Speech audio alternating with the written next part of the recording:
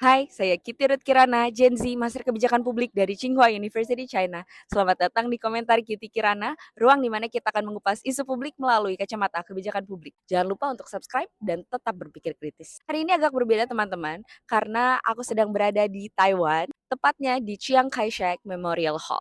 Tapi ini juga akan jadi satu pelajaran berharga yang aku dapatkan untuk bisa kita terapkan di Indonesia. Saat ini aku sedang duduk di Chiang Kai-shek Memorial Hall, tempat yang dulunya dibangun untuk memuja satu sosok pemimpin. Sekarang tempat ini berubah jadi ruang refleksi nasional di Taiwan. Karena Taiwan sadar tidak ada bangsa yang bisa tumbuh kalau masa lalunya disembunyikan di balik kebanggaan palsu.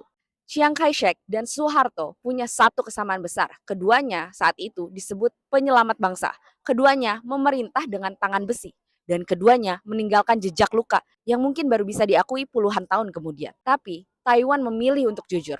Mereka mengubah monumen ini dari simbol kekuasaan jadi ruang pendidikan. Dari tempat pemujaan jadi tempat pembelajaran. Taiwan tidak menghapus patung Chiang Kai-shek. Lihat, kita bisa lihat di belakang.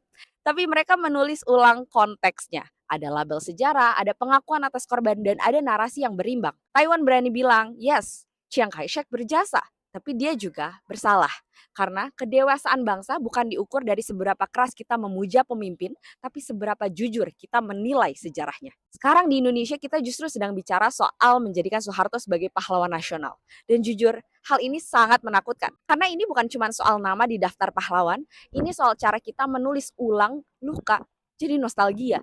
Kita lupa bahwa pahlawan bukan yang membuat rakyat takut, tapi yang membuat rakyat tumbuh. Dan kalau sebuah bangsa lebih nyaman memuliakan otoritarianisme daripada mengakuinya, mungkin yang belum merdeka bukan negaranya, tapi ingatannya. Taiwan pernah menganggap Chiang Kai-shek sosok tanpa celah. Tapi setelah demokrasi datang, mereka sadar memaafkan itu perlu. Tapi melupakan itu berbahaya. Mereka buka arsip negara dan mereka bayar kompensasi untuk korban white terror.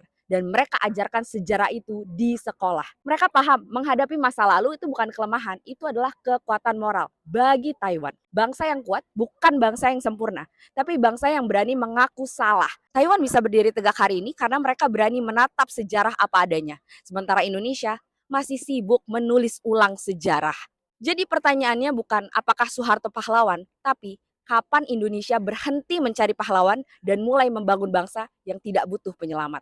Aku Kitty Kirana dan ini Belajar dari Dunia edisi Taiwan.